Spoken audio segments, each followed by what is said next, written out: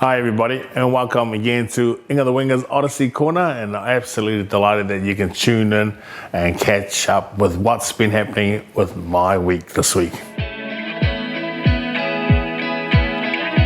Hi everybody, if this is your first time tuning in to Inga the Winger's Odyssey Corner, then it's fantastic having you on board, and I'm really excited to partner up with Alliance Health Plus in this wonderful journey of mine.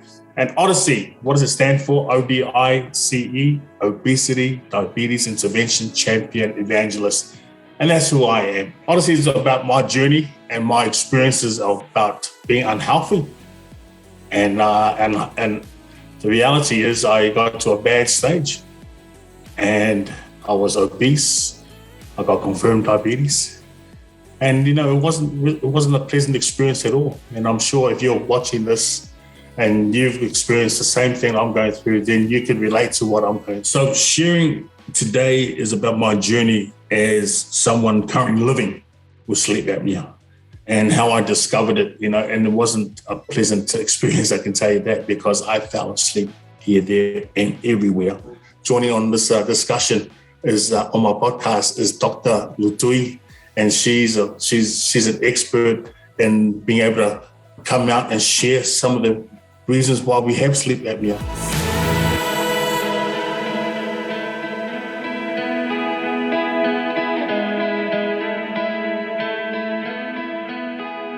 Sleep apnea is a diagnosis that comes about because people have issues with breathing when they sleep.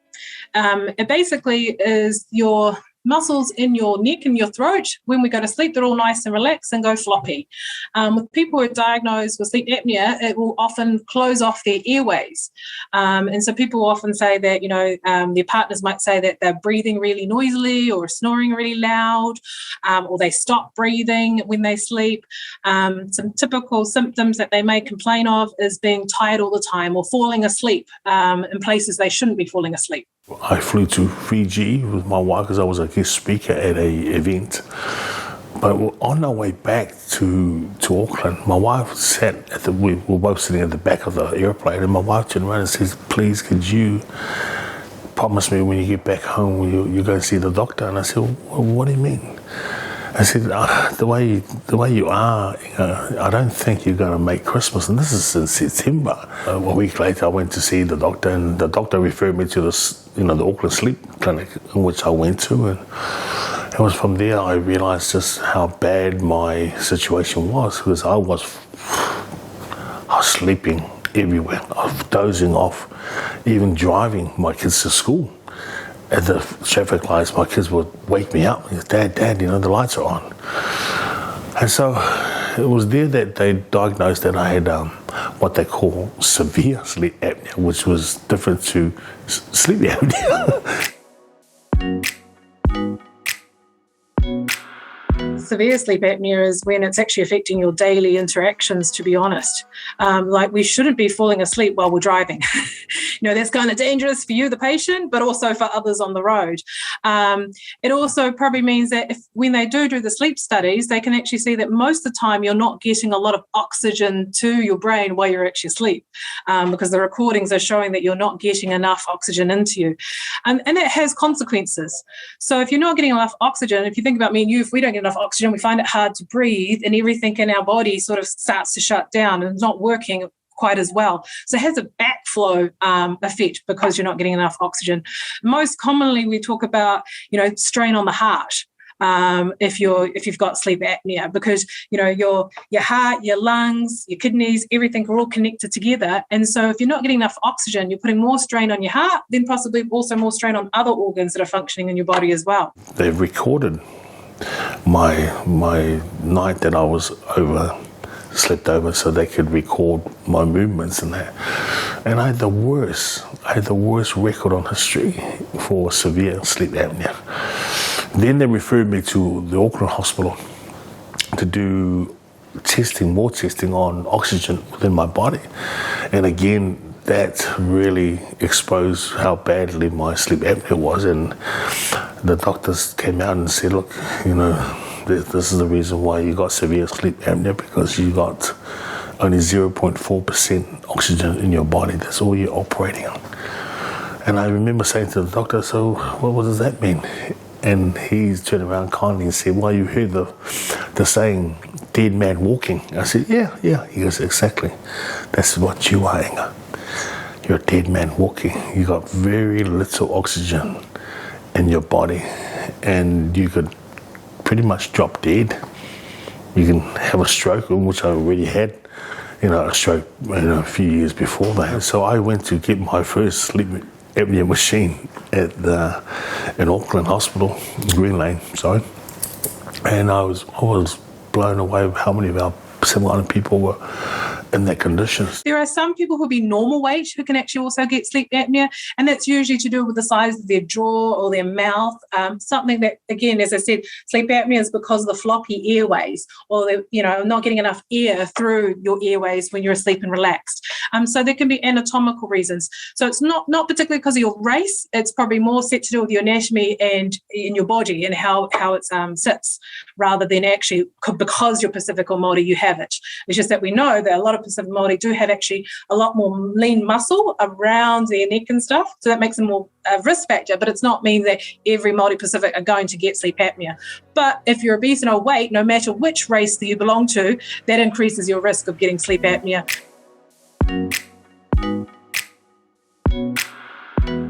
Well, it's pretty simple, isn't it? It's my physical attributes, which is obesity. That's the top cause of sleep apnea, if you're overweight. So if you think how I explained before, where I said, it's about your tissues and your neck get floppy when you're asleep and relaxed. Well, if you think those same tissues having lots of fat around it as well, that means that instead of having a nice big airway when you're actually sleeping, you actually have this smaller hole. So you can see it's quite hard for the air to go through. And so that makes it one of the biggest risk factors is actually obesity or being overweight. I'll be in a meeting, and it could be a board meeting that I'm sitting in, and I'll just out. And then I find myself, my eyes are open, and I pretend like I'm still involved in the conversation in the meeting. I'll just open my eyes, and the whole room will crack up laughing. And I say, well, what's the issue here? And they said, you've been asleep for 15 minutes. And I'm in self-denial here. I said, no, it can't be. And they recorded it.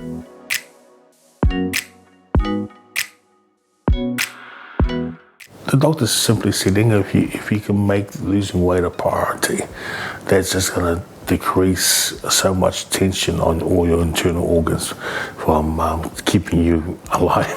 So, and I'm no doctor, but I can see the logic in all of it, because the more obese you become, the more less mobile you become, and it was not just doing my physical body and my organs harm, but it was also doing my mind, my mental state. I fell into depression. That's the honest truth, because I couldn't do the things. I couldn't even tie up my shoelace. I used to call out my children. They were sick and tired of me. Then the moment their names have been called, they know straight away is either pick up something for me or tie my shoelaces, and they avoided me, big time. My kids would just run a mile when they heard their names being called. I'm having to retrain myself, and part of that is getting into a good exercise program.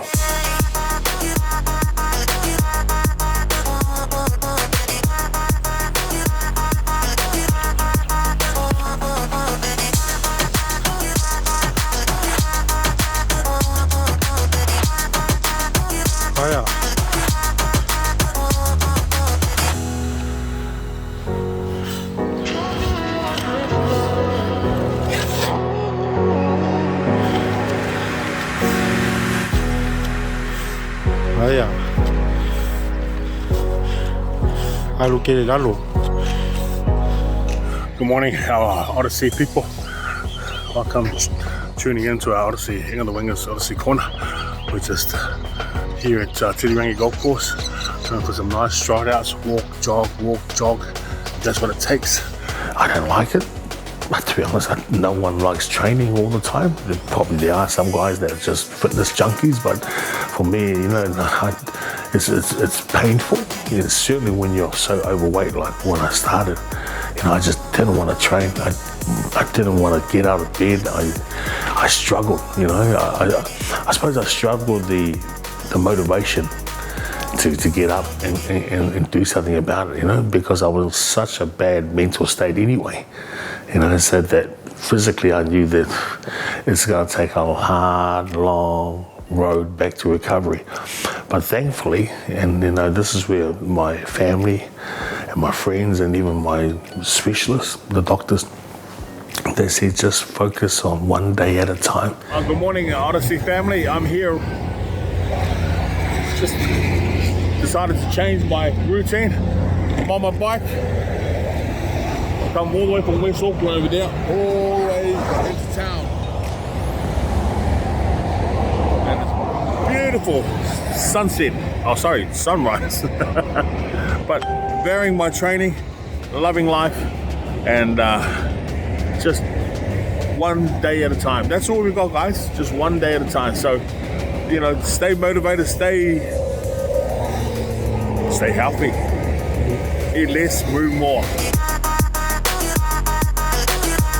You can actually reverse sleep apnea. That's the interesting thing. So if your cause is because of obesity, because you're overweight, that's your cause of sleep apnea, losing the weight will actually get you off the machine and reduce your risk. So if you think yourself or your loved one might actually be suffering from symptoms of sleep apnea, you know, you're tired, you're fatigued, you're not sure why, please don't hesitate to go and see your GP, because there's definitely help for you.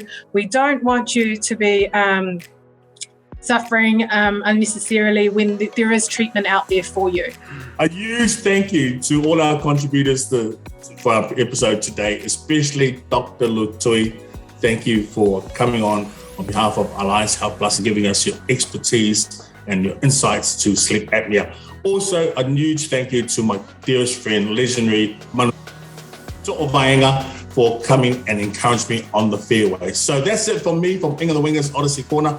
And my favorite saying is, eat less and move more, okay? It's very simple. Eat less and move more. Take care. God bless you. I'll catch you soon.